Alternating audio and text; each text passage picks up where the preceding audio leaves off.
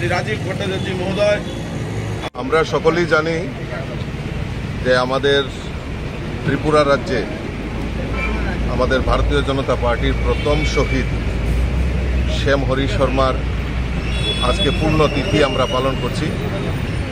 1991 সনে এই 13ই নভেম্বর 6 আগরতলা বিধানসভার একটি উপনির্বাচনে আমাদের এই নেতা, প্রিয় নেতা, উনি প্রতিদ্বন্দ্বিতা করছিলেন এবং সেই সময় অতর্কিতে ওনাকে দুষ্কৃতীদের দ্বারা হামলা করে ঠিক এই স্থানেই লাল বাহাদুর চমনি এলাকায় ওনাকে নৃশংসভাবে হত্যা করা হয় এবং সেই সময় ওনার সঙ্গী ছিলেন আমাদের নেতা স্বর্গীয় ব্রজেশ চক্রবর্তী, আমাদের স্বর্গীয় নেতা রাখাল চক্রবর্তী।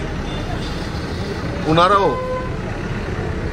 আহত হন এবং সেই সময় শুধু রাজনৈতিক এই কংগ্রেস সিপিএমের ঘৃণ্য ষড়যন্ত্রের শিকার আমাদের শহীদ শ্যাম হরি শর্মা।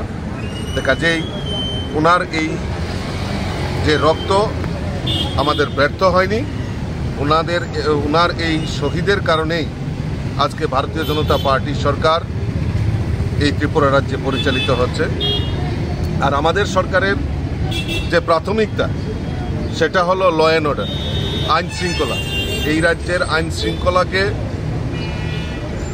উন্নত করা শুধু নয়, যে মানুষ যাতে শান্তিতে বসবাস করতে পারে তা সুনিশ্চিত করা সরকারের প্রাথমিকতা এবং সরকার সেই দৃষ্টিকোণ রেখে কাজ করছে। আজকে ওনারা সেই সময় মনে করেছিলেন যে শ্যাম হরি শর্মাকে হত্যা করে বিজেপিকে রুখার একটা প্রয়াস এবং ষড়যন্ত্র করেছিলেন, কিন্তু মানুষ তার জবাব দিয়েছে।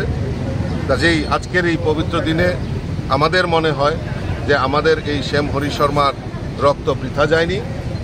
এই শহীদ শ্যাম হরি শর্মার রক্তের কারণেই আজকে ভারতীয় জনতা পার্টির সরকার হয়েছে।